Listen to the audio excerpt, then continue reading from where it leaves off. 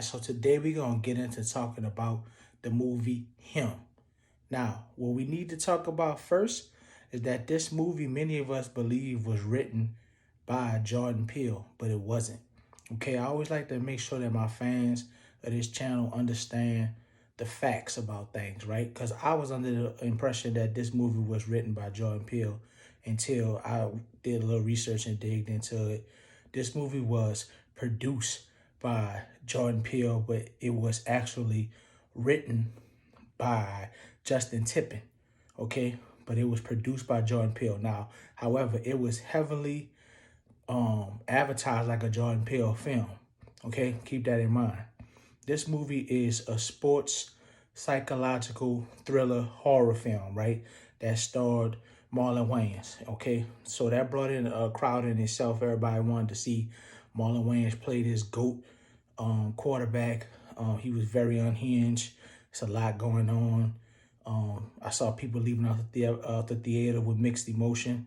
They like, man, this was kind of crazy, kind of weird, some devil worship stuff going on. But, you know, it is what it is. It's a horror film, right?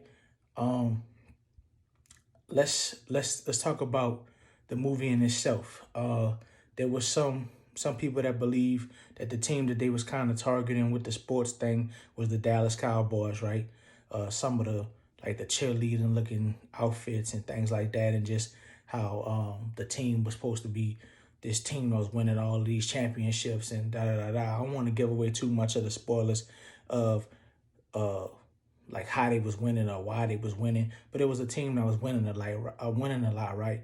And Marlon Wayans was the winning quarterback, and the little dude who comes up idolizes Marlon Wayans' character and goes to train with him when he get old enough, go to train with him at his compound, and then that's when things take a crazy turn, right?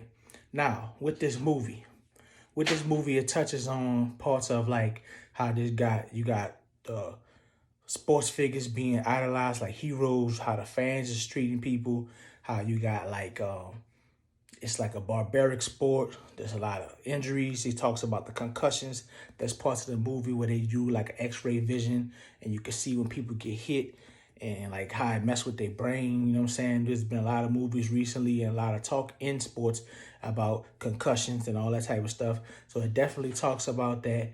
Even the guy who's ultimately becomes the new quarterback of the team or wants to become the new quarterback of the team, he's dealing with a brain injury per se. Now, I'm gonna give you some parts about this movie that you might didn't know. Originally, this movie was gonna be named GOAT, and they had to change the name because 2 weeks before they were like going into like final production of the movie, Steph Curry of the Golden State Warriors actually trademarked the word GOAT. You heard that right. You can't use GOAT and like try to make money off it because that's Stephen Curry word now. You can't use it. Now let's talk about what the fans out there thought with Rotten Tomatoes. It received a low grade from the critics as well as the viewers. The viewers had like in like the 20%, like 28%, and the critics had it at like 58%. Me, I like to grade my movies on a scale of 1 to 10. As of right now, me shooting this, I think I'm gonna watch this movie again. I usually don't watch movies again that I like don't just fall in love with instantly, but I feel like there was a lot to unpack in this movie. So I'm gonna watch this movie again, but right now I give this movie, I'm gonna give it like a 6.5. I'm gonna give it like a 6.5. Marlon Wayans, I think he did a pretty good job. Sometimes he was a little over the top with his super villain, but I'm a huge Marlon Wayans fan, so I think overall he did pretty good. I think the main character, his name escapes me at the moment, getting the comments, he did pretty good. I saw someone, I was looking at some of the reactions from this movie. I saw someone say that it was great acting, but horrible writing. Y'all get in the comments, let me know. Y'all go watch this movie and check it out and let me know what y'all think. So yeah, this movie, like I said, is a psychological sports thriller.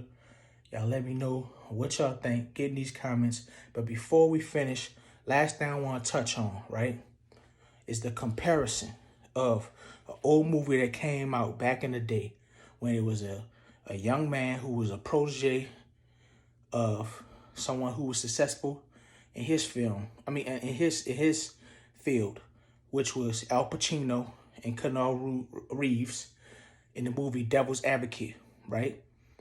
It reminded me when I watched this film, it reminded me back of the day of the Devil's Advocate. So it's kind of the same, but let's talk about how these films are similar but yet different. In summary, both films feature a powerful figure tempting a younger, talented protagonist with promises of success. They do so with fundamentally different approaches, though. And The Devil's Advocate is a classic morality tale with a literal devil. However, in the movie Him, is a contemporary critique of toxic system using a devil figure who embodies the dark side of ambition and athletic worship. You know what I'm saying? So that's the difference. But I do think that these films are very similar. I want y'all to get in the comments and tell me what y'all think about that. You know what I'm saying? I put a little thought into that to kind of think about the similarities of these movies, The Devil Advocate and Him. I made sure to watch both. After I watched Him, I went back and watched Devil's Advocate. And yeah, I want y'all to get in the comments. Let me know what y'all feel about Him, and let me know what y'all feel about that last little part about comparing this film, Him, to the classic The Devil's Advocate. Get in the comments. As always, y'all be good.